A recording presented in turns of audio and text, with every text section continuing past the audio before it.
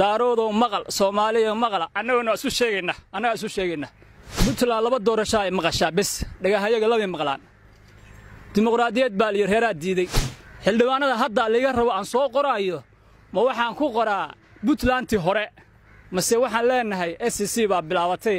su'aashaas garaadada baanu leenahay nooga soo jawaaba waanu inay ixtiraama lixdii aad tiraahdeen hal aada dhagaha haniga gasho laakiin waxa la yiraahdo ku darsi waanu diidnay gacanta war Puntland waa la wada leeyahay rooy hal ogaado Puntland waa la wada leeyahay daaroodo maqal Soomaaliya maqal annaguna isu sheegayna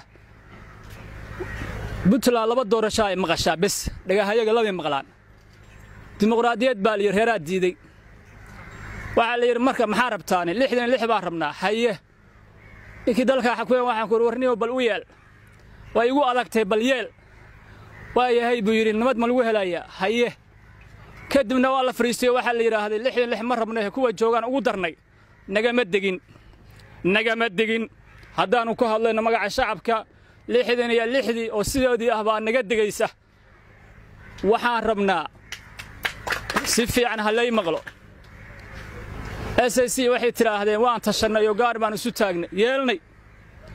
basana waxay tiraahdeen hal sanaan ugu darnay horta bal meel aan ku ogaano SCC ma SCC da ku soo qoraa xildhibaanada hore mise Puntland hore ku soo qoraa xildhibaanada hadda laga rabo aan soo qoraayo ma waxaan ku qoraa Puntlandti hore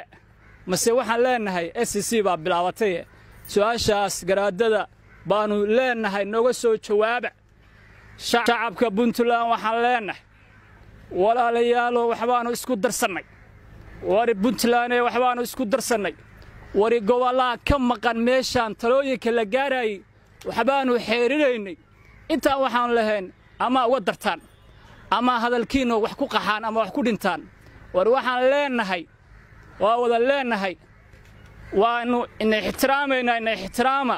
66 aad tiraahdeen hal aada dhagaha haniga gasho laakiin waxa la yiraahdo ku darsi waanu diidnay gacantaan ku haynaa ma qorayno waan haynaa garaadada waxaan ka sugaynaa Puntlandti hore haday tahay waan naqaan saa u qorno SCC hadii tahana waan isaga iman doonaa jawaabna soo siiyo Golis app waa app ay kugu wada jiraan adeegyada Golis waxa keenaysa oo kugu diyaarsan adeegyada bulsho kaab arday kaab marwo kaab suuqgeyn kobciye kume iyo gaarhaye ku dhaxaliso book iyo bin hadii ay ka galaan telefoonkaaga